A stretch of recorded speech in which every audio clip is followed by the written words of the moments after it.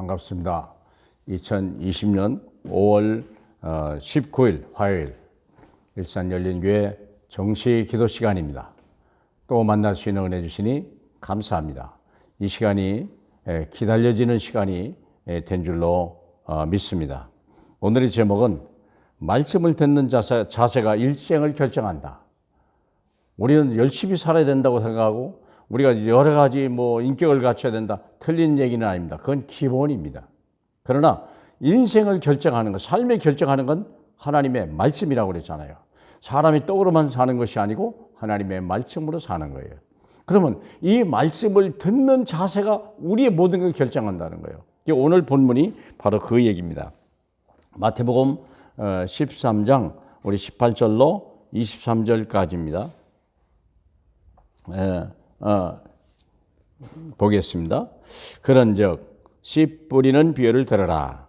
아무나 천국 말씀을 듣고 깨닫지 못할 때는 악한 자가 와서 그 마음에 뿌려진 것을 빼앗나니 이는 곧 길가에 뿌려진 자요. 돌밭에 뿌려졌다는 것은 말씀을 듣고 즉시 기쁨으로 받되 그 속에 뿌리가 없어 잠시 견디다가 말씀으로 말미암아 환난이나 박해가 일어날 때에는 곧 넘어지는 자요.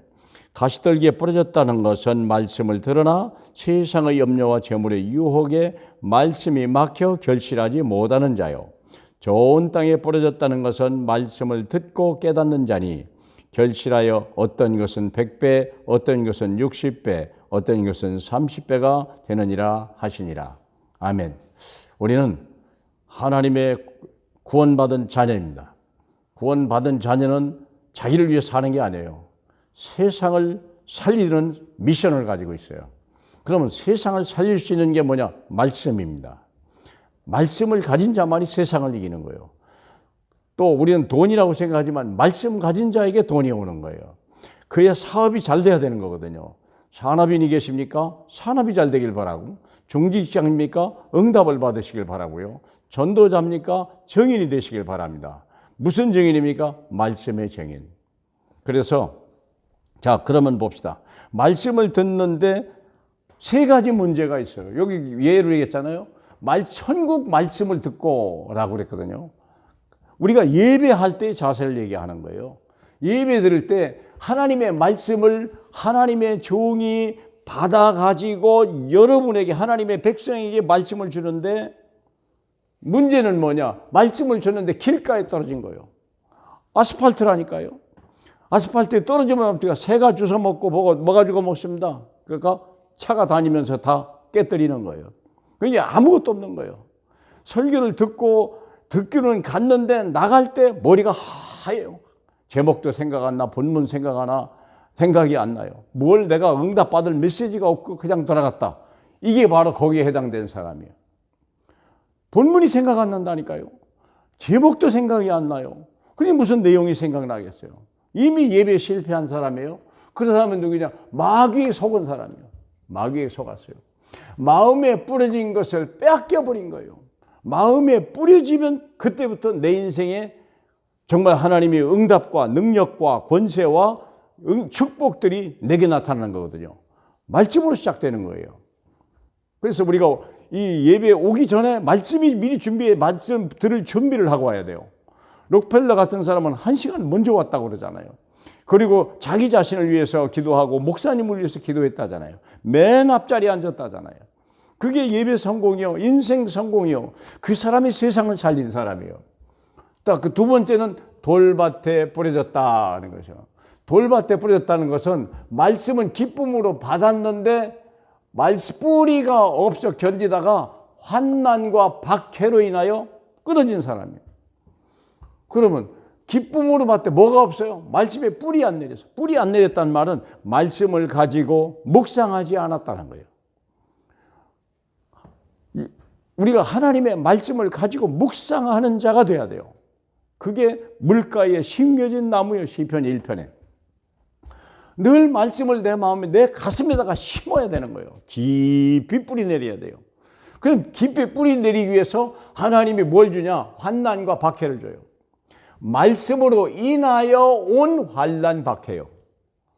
왜 환난을 하냐? 가족으로부터 오는 일이나 하거나 여러 가지 어려운 교회 다니기 때문에 오는 환난도 없고요. 말씀대로 살라고 오니까요. 환난이 오는 수도 있어요. 그건 왜 그렇다고요? 말씀으로 인하여 말씀을 가지고 이기라고 말이에요. 감당하지 못한 문제는 주신 적이 없다고 고린도전서 10장 13절에 얘기했거든요. 그래서 감당하지 못할 때는 피할 길을 주는데 우리는 말씀을 잡아야 되거든요. 예수님도 말씀을 가지고 마귀를 시험하고 마귀 시험을 이기신 거예요. 세상을 이긴 거예요. 그래서 우리는 결국 넘어져 버린 자예요. 이런 사람들이 거의 대다수의 성도일 수가 있어요. 말씀을 잡지 않는다니까요.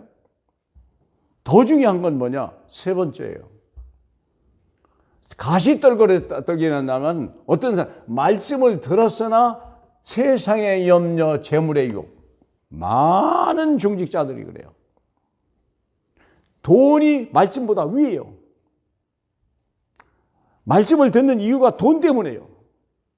돈이 안 되면 모든 걸 다 버리는 사람들. 물론 이해는 해요. 왜? 돈 없이 어떻게 삽니까? 근데 주님은 뭐냐? 누가 이 재물이 어디서 오는 거예요? 사람이 수고해서 오는 것은요, 자기도 못 살리고 가족도 못 살리고 세상 살릴 수 있는 것은 엄두도 못 내는 거예요. 어떻게 교회를 살립니까? 내가 힘써 땀 흘린 걸 가지고 어떻게 하나님 앞에 헌신합니까? 하나님은 기부하는 사람을 원하지 않아요. 땀 흘린 돈을 원하지 않아요. 하나님의 은혜로 얻어진 사람, 그런 사람을 되는 거예요. 말씀에 의지하여 그물을 내렸는데 두 배를 잡았더라. 그 사람이 하나님 앞에 헌신하는 거예요. 그런 예물, 기뻐 드리는 예물을 주님이 받으시는 거거든요. 근데 문제는 뭐냐? 세상의 염려와 재물에 대한 유혹이다. 이 재물이 내가 버려야 된다는 거. 세상이 나를 살린다고 생각하는 거예요. 천만의 말씀입니다. 그러니까 말씀이 막혀버리는 거예요. 중요한 걸 막 버려버리는 거예요. 이런 일이요. 마치 사울 왕같이. 그러니까 말씀을 버림으로 하나님도 버린다고 그랬잖아요. 결국은 인생에 열매가 없는 거예요. 심지어는 그 아들 셋이 다 죽어버렸다니까. 우리가 그런 인생을 살면 되겠습니까? 왕이 되는데도 불구하고 인생이 실패한 거예요. 왜 그럴까요? 말씀을 모르는 거예요.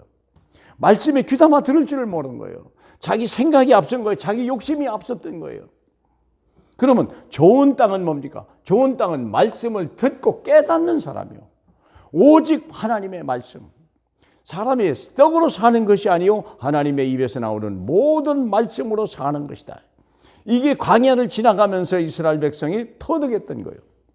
그들은 농사질 수 있는 땅도 없고 직장도 없었어요. 그런데도 불구하고 하나님이 그를 먹이신다는 거예요. 말씀을 따라갔더니, 언약궤를 따라갔더니 말씀이 온다는 걸 40년 동안 충분히 먹고도 남았다는 걸 알 수 있는 거예요.